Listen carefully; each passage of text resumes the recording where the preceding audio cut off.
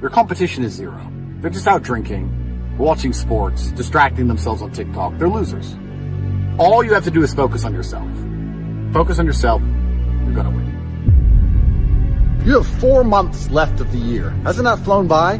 Don't you remember your New Year's resolutions just after Christmas? And don't you remember the summer that was going to be so fun? That's coming to an end. Soon it's going to rain. You're back to Christmas. You're back to New Year's. And let me ask you a very important question.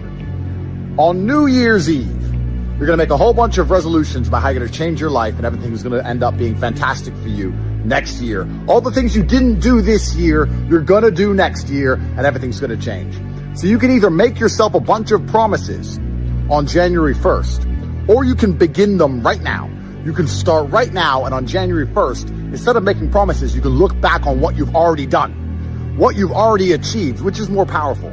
Is it more powerful for you to look back and say, wow, in those 4 months, I saw that video from Andrew, I made all my resolutions, and I got them all done, and now everybody else is making their resolutions, and I'm 4 months ahead, and I've got a huge head start, and I'm going to go into this year as a winner? Or you're going to sit around, depressed that summer is over, waste some more time, waiting for a date on the calendar to then finally knuckle down and dedicate yourself. People think that the Matrix traps you with comfort, and perhaps this is partially true, but really the Matrix traps people with demoralization. The reason you don't try harder is because you don't believe you can get any more. You don't believe you can escape. Once you're convinced that there is no way out of the jail, you find a lot of comfort in the jail. Only when you truly believe that you can have millions of dollars, anything you've ever wanted, go anywhere you want, drive any car you want, marry any woman you want, when you truly believe it, that's when you see the jail around you and feel confined and trapped. But when you don't believe you can ever have those things, you actually become very grateful for your meager circumstance. It's like if you don't ever believe you can get to the feast, if you don't ever believe you can get to the buffet, you're very grateful for the gruel, which is being served up each morning. So comfort, although it does trap people, isn't actually the reason people are trapped. People are finding comfort in the prison, and they're trapped in the prison in the first place because they're demoralized and they don't believe there's a way out. One of my favorite things to do is ask a loser why they lost. And they never say it's them. It's never anything to do with them. It's never their own decisions. It's never the position they put themselves in. It was some outside force. It just happened. But even if it rains, it's still your fault that you went outside. Even if it rains, it's still your fault you didn't check the weather forecast. Even if it rains, it's still your fault you didn't bring an umbrella. It's still your fault you couldn't run from the rain because you weren't fit enough to run a marathon in suit shoes at random. It's all your fault. You have a part to play in every single situation and every single scenario. But every time I ask a loser why they lost, it never seems to be their fault. I believe 99.9% of the people I've interacted with in my life are lazy. And when I say lazy, I mean it in the genuine term of the word. They're lazy. They think that they come up with work-life balance, and well, there's no point working if you don't enjoy yourself and all this other shit, and they remain lazy. And the problem is that the world we live in is player versus player. Yeah. Now, I would like to believe in a world where you don't have to wake up and think about the money, where you don't have to wake up and think about the bag. You don't have to wake up and think, how do I get paid? Where instead you could wake up and think, I want to enjoy my time, I want to spend time with my family, etc., etc. But the problem is it's player versus player. There are people like me.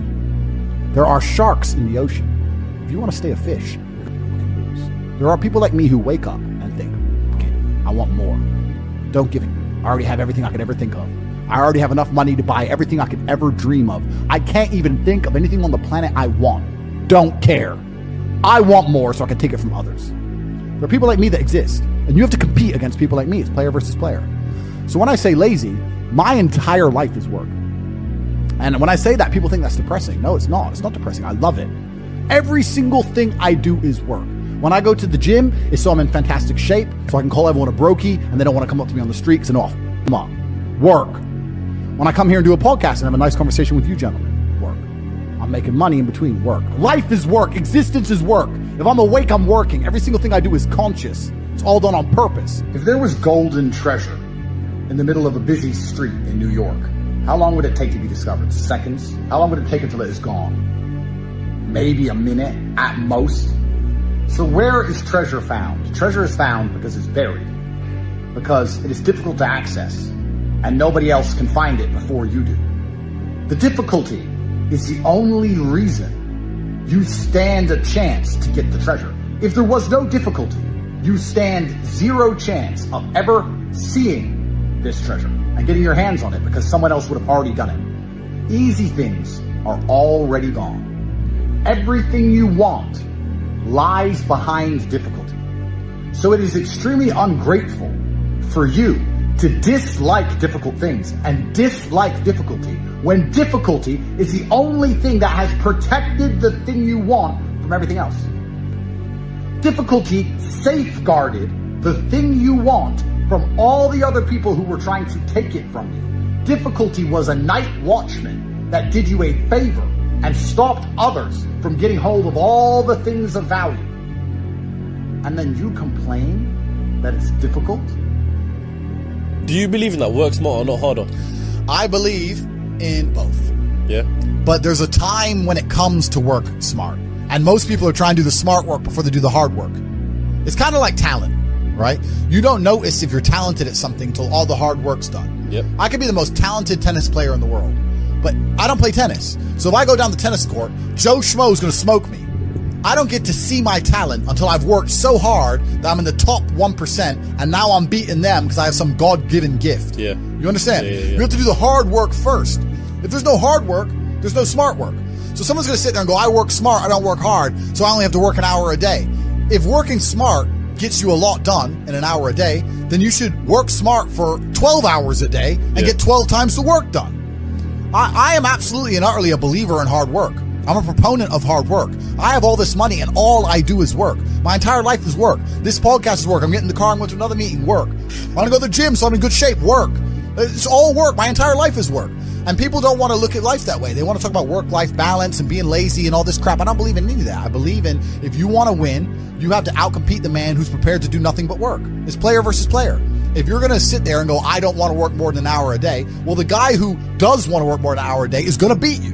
And no matter how smart you are, there's always a smart dude who's doing the same smart work you are for more hours than you're doing it. That's just the nature of the game. How do you deal with procrastination and laziness? Why are you asking me that question? Why are you on this podcast asking me how to stop procrastinating? Turn off YouTube. Go do something. Jesus Christ. What's wrong with people? This is exactly what you were talking about asking a question you already know the answer to. You know the answer is to stop doing things that waste your time and apply yourself to something important. Now, this may not be a waste of your time, but let me tell you, you're a dumbass. Clearly, it's like Googling how to get fit, like you just said. Everyone knows what a push-up is. Why the asking four men who do not know you personally how to stop wasting your time? I don't even know what you do to waste your time. You already know the answer. Can we ban this guy from our feed, or do you guys want to hit him up first? I don't think most of you realize that you do not have time. Everything is time. Time can be converted into anything. We all know time can be converted into money. People say often, time is money. This is true. Money is also time. You spend money to save time. Time is the enemy of the rich man, so he takes a private jet to save time. Money is the enemy of a poor man, so he waits for the bus to save money. But they're the same thing, money and time. So when I say you don't have time, this is something you need to remember because it's extremely important and you can apply it to most things. You do not have time to have a headache. Do you understand? I'm not saying you don't have a headache. I'm not saying your head doesn't hurt. But you don't have time for it to affect your life. You do not have the waking hours. You are being outcompeted and crushed by people who are more powerful and more connected than you'll possibly ever be. By people who know things you do not know. You do not have time to have a headache. It's simply not acceptable. How do you perform when you have headaches is a stupid question. The fact you've even framed it in that way shows that you don't understand the world. I'll give you another example. You don't have time to argue with your woman. Your woman started an argument today or yesterday, whenever, and you've been texting back and forth. You don't have time. You have things to do.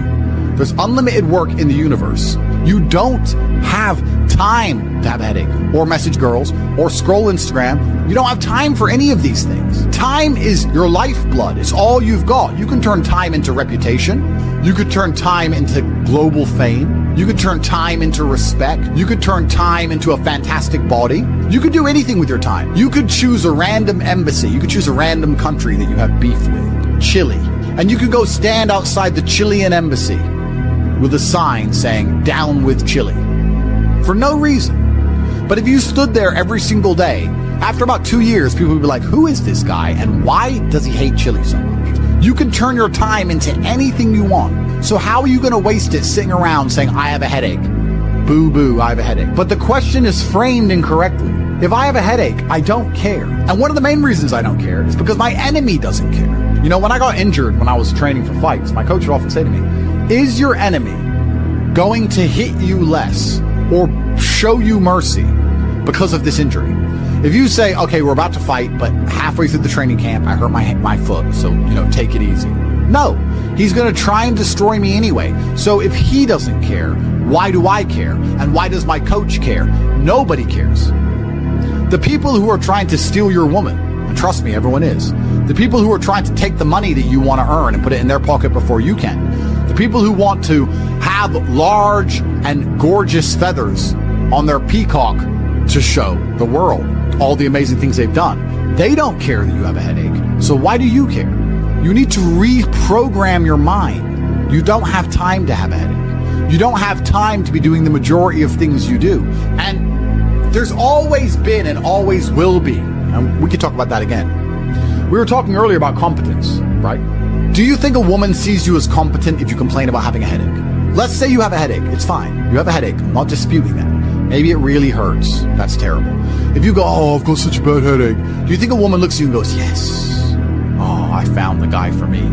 She may not say anything. She may say, oh, do you want a pill? But really, deep down, this guy's a dickhead. I mean, if you got hit in the head with a hammer or shot in the face, fine. But why do you have a headache? From what? Scrolling TikTok. A lot of you deserve the failure you endure. The universe is very giving. I often believe, people say the world's not fair. I'd argue that karmic retributions, and in the long run, all in all, is pretty fair. Karmic retributions are real. In the end, God gives you exactly what you deserve. So if you're not happy with your life, you have to ask yourself, do you really deserve more? Have you really tried 100% of the time? Did you ignore that headache? Are you as competent as you could possibly be? Have you given 100% every time you've done anything? No.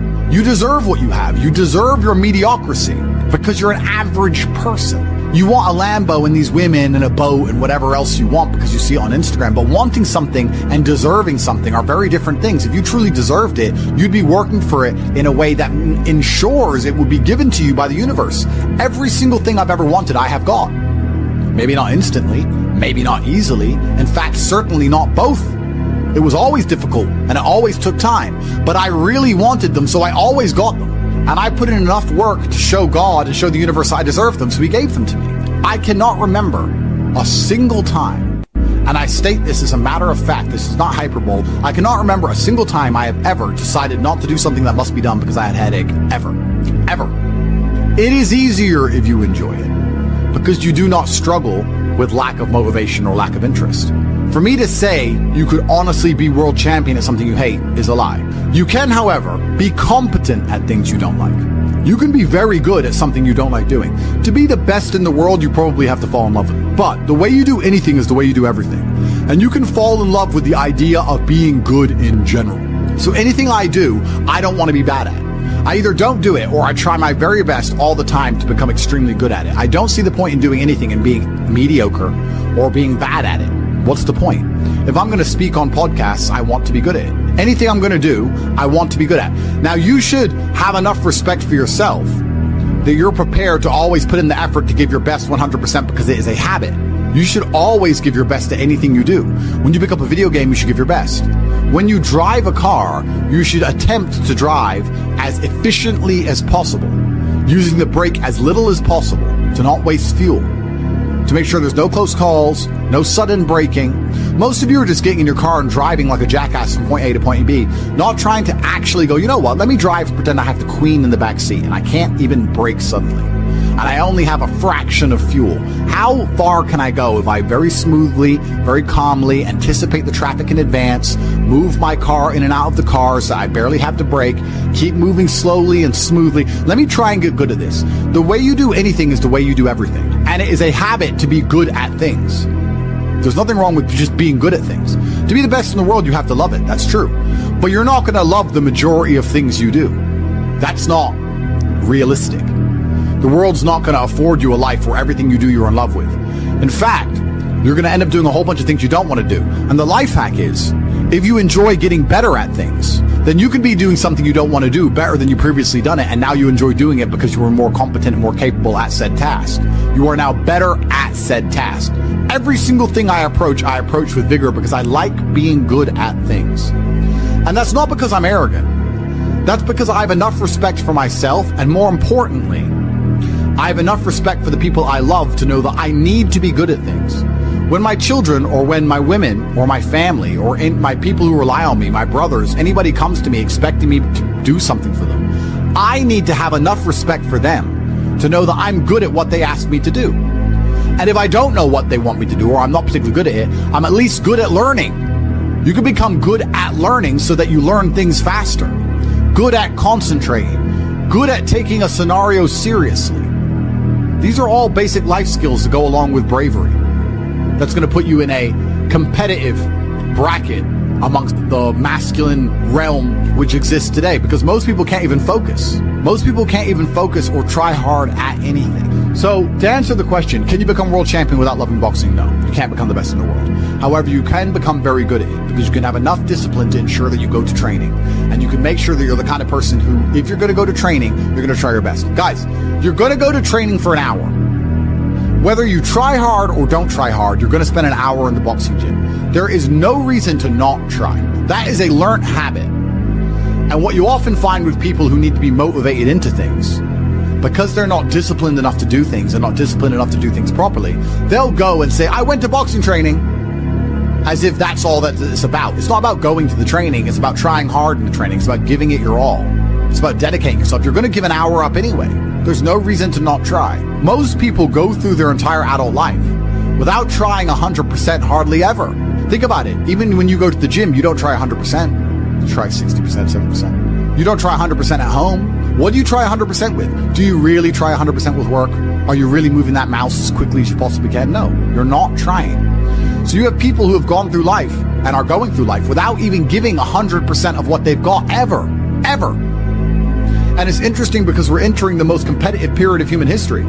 So you need to get very good at everything you do, all of the time. You'll learn a lot of lessons about psychology in the boxing room. Now, they're not related, technically.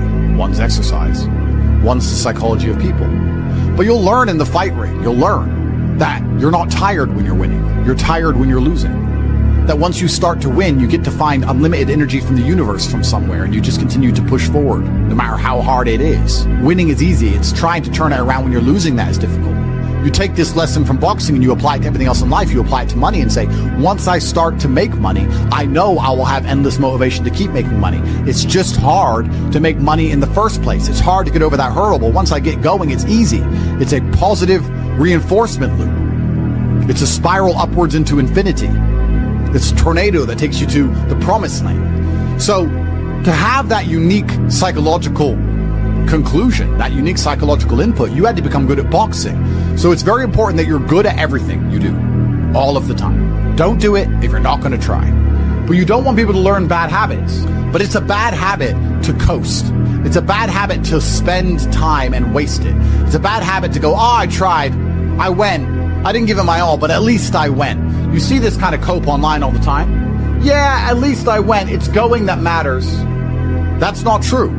It's trying that matters. So you see this kind of cope. Yeah, well, I didn't feel like going to the gym, but I went and just had a light session. Why? You went anyway. So why did you have a light session? If you're going to go, do it. If you're going to do it right. There's no point in half doing anything. You may as well have not done it at all. So this idea you can coast through things, this idea you can lazily try or pretend to try or just showing up counts, I dispute all of that absolutely. You give 100% of your heart, soul, and vigor to anything you do, and it becomes a habit so that it's all you know how to do.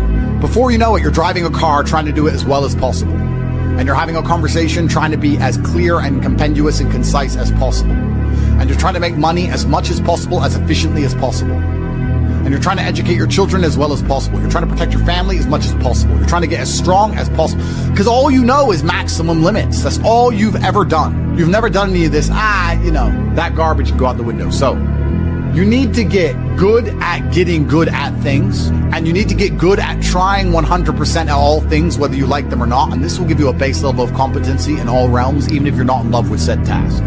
Success is like being pregnant. Everyone says congratulations, but nobody knows how many times you get fucked. Absolutely. But that's the beauty of success, right? Because all the times you get fucked teach you the lessons you need to be successful in the first place. You would never be successful without getting screwed over. And also, you wouldn't be happy with your success without getting screwed over. The reason you appreciate that woman who's so good to you, who you trust with all your heart, who's loyal to you, is because that other woman cheated on you. If you had never seen a terrible, narcissistic, cheating woman, you wouldn't appreciate a good, kind-hearted one. There is no light without dark. So it's very important that you go through these bad things, one, to learn lessons, but two, to learn gratitude and appreciation for things once you have them. It's extremely important. Every time something bad happens to you, you need to say thank you to God. Thank you, God, for giving me this difficult time, for me to learn lessons, and for me to have more appreciation for my fantastic life in the future. That's how you should approach life. And especially success is exactly the same way. The lessons you'll learn failing along the way will ensure that when you get to the top, you can keep it. It's difficult to think of a scenario where being brave would be a negative mindset for you to be able to tap into, because bravery affords new options you haven't previously considered. If you're a coward, you don't have certain options on the chessboard because you simply don't have the bravery to make X moves. But if you are brave, you can analyze these moves. So you have a whole bunch of moves that most people don't have. Most people do not have the bravery to consider alternate paths. You need to be able to look at the chess moves that most people will not be prepared to make, and most people live very afraid. So bravery is an extremely important skill to hone. It's something you should practice. You should often sit and think, what would be the bravest decision I could make in this scenario? What would be the bravest one I could possibly make? And consider it. I'm not saying do it, but you should get in the mental model of considering it. Because quite often when you're a coward, brave decisions don't even cross your mind, ever. They don't even cross your psyche. They're not even something that's interesting to you. You haven't trained your mind to consider them. So you need to train your mind to consider bravery, because bravery is something that is going to universally apply throughout your life. It doesn't matter if you're rich, it doesn't matter if you're poor, it doesn't matter if you're in Thailand, it doesn't matter if you're in Peru. Having the option to be extremely brave and consider the options which are afforded only to a brave person is going to be something which is always going to benefit you. So it's very important that you consider and think about bravery as a whole, something I want you to hone. This life is sales. Convincing a woman to love you is sales. Work is sales. Life is sales. So fantastic thing to learn. Boxing, once again, fantastic thing to learn. It's very good. Your body and mind are connected. You do not have a strong mind without having a strong body. Fantastic. Who should you be before you become rich? Well, money is an amplifier. Money's not going to change who you are. It's going to amplify who you are. If you're a good person, it'll make you a very good person. If you're a bad person, it'll make you a very bad person. If you're a weak person, it'll make you very weak and cowardly and scared. If you're a strong person, it'll make you very brave. Money amplifies. So you actually kind of have to hope that you don't get rich too early before you've struggled enough, because men are built on the back of struggle. You have to go through pain and terrible things as a man and struggle constantly to be a good man. No man who has not struggled is a good man or good at being a man. But don't worry, I think God has a plan for you. You should be trying your absolute best to get rich all of the time. You should be struggling and working as hard as possible. And all of those lessons that will come with all the suffering and the difficulty will be amplified by the time you're a multimillionaire and you'll become the best version of yourself. That's how you become a top G. Wake up every day and be prepared to give 100% focus to all of the things you do. That's all you have to worry about. It's kind of like, if you worry about the work, the results come. The results are easy. Guys, money is easy. Money is easy. Women are easy. The life you want is easy. All you have to do is fall in love with the work. If you fall in love with the work, fall in love with being good at doing your work, getting it done, never missing a day. Because the easiest way to make sure you never miss a lucky day is to try every single day. Lucky days exist. And you're never going to know if you have a lucky day or not unless you try every single day. Then you're never going to miss any lucky days, and you're going to pull it off. And you're going to realize it wasn't actually that difficult. All it took was consistency and constant effort. Never being lazy and doing everything I'm supposed to do properly. When you tolerate something, you're admitting you deserve it. You're going to get exactly what you deserve in life. From women, from masculine friendship, financially, respect on the street, luck. You get the luck you deserve. If you try your very best in all things, and you pray, and you're really thankful to God, and you say thank you all the time, you start to become very lucky. Lucky things start to happen. You get the luck you deserve when you try. It's truly remarkable. When a woman looks at you and goes, he can do anything he says he's going to do, that's when you become instantly attractive. Competence is extremely important. That's the masculine world. And peacocking built this world. Don't let losers and brokies sit and say to you, oh, all our graves are the same, it doesn't matter. No, it does matter. You were not born to suffer and die without being remembered or leaving a mark on this planet. You weren't born for that. You were born to do something great and to be remembered. You were born to leave offspring, which are so fantastic, raised in your image, that you, by proxy, are discussed into eternity. Your bloodline becomes synonymous with competence and capability. That's why you were born. The reason the male peacock shows its feathers is to say, look what I have. There is nothing wrong with that. That's what built the modern world. All of the explorers who risked their lives on the 7 seas did it to say, look what I did. The most beautiful buildings around you, the cathedrals, all these things that were built by men saying, look what we have done. We have done something other people cannot do. Flexing, in and of itself, is not a stupid idea. It's actually a biological norm amongst men. Don't be confused. You don't want to flex asininities. You want to flex capabilities. You want to flex competence. You want to flex, look what I can do, which others cannot do. And respect often lies on the other side of fear. If there's a decision that everybody's afraid to do, but you do it, that is what's going to get you respected by your peers. But masculine brotherhood has been the basis of keeping you accountable. It's very easy for you to become the best version of yourself if all the men around you are pushing you all of the time. And they're ensuring that they are being their best selves, which is constantly pushing and striving towards successes. This is what you're supposed to do. You always have. This is why even boxers, although they fight alone, they train as part of a camp with other boxers. You're always pushing yourself all of the time. That's the primary objective of masculinity, is to leave your mark on the world. And it's easiest to do that if you have brothers behind you who are pushing you to be your best self. I don't know how to keep that fire going. What should I do? This is a really interesting question, actually, because it amazes me that so many people in the world still today, even though we have instant access via social media to the truly successful, believe anything they've done matters. So you've made 100 grand. You're still poor. That's nothing. That is nothing. 100 grand is nothing. It is my cigar bill for a month. It's nothing. You've changed nothing. You've achieved nothing. You need to compare yourself always and constantly to somebody who is outperforming you. You need to stop being so happy with yourself for these tiny little successes. This is what they teach inside of common pop psychology classes. Yeah, and take the small success and be happy with it and put little milestones and reward yourself for achieving the little milestone. No, that's not what you should do. The point is, the fact you can have a little tiny success and quit shows that there's something wrong with your mentality and your firmware in the first place. You don't know what success is. I don't consider myself successful. So how can you consider yourself successful enough to not work? All I do is work. I work 7 days a week, 18 hours a day, every single day, never missed a day, headache or not, ever. So I don't understand this mindset. And you see a lot of people do it, right? They'll say, oh yeah, I had a really great week and I made some money and now I'm in Costa Rica. You're never going to win that way. People often say to the extremely wealthy people, why do you work all the time? All you do is work. If I was as rich as you, I'd just go on holidays. Not understanding that the kind of person who goes on holidays when they have money is not the kind of person who becomes truly rich. The kind of people who become truly rich are the people who work every day no matter what. Which is why all of the people who are truly rich are workaholics, because it's the only way to really get there. You can get to a certain point once you're a trillionaire, you're Jeff Bezos or whatever, that you can take some days off. I'm not saying that. But the point I'm making is you need to fall in love with being happy with yourself for how hard you've dedicated yourself to a task. That needs to be more satisfying to you than relaxing. Relaxing is probably the most boring thing you can possibly say for me to do. Say, Andrew, do you want to go relax? I say, what do? Stare at a wall? That sounds terrible. Nothing is worse than relaxing. I don't want to relax. I want to work. That's all I want to do is work. Because if I work and I achieve things, I feel good inside. I got something done. I feel good. I feel happy. If I just relax, nothing's been achieved, so I don't see the point of it. It doesn't even relax me. In fact, it makes me very anxious. So then I feel more stressed than if I was just doing the work in the first place, which is why relaxing is impossible for me. And he said, well, it sounds like you have an anxiety disorder. If it's a disorder that allows me to constantly work all of the time and never be happy unless all of my work is complete, thank God I have it, because if I didn't have this disorder, I'd be a normal jackass like you.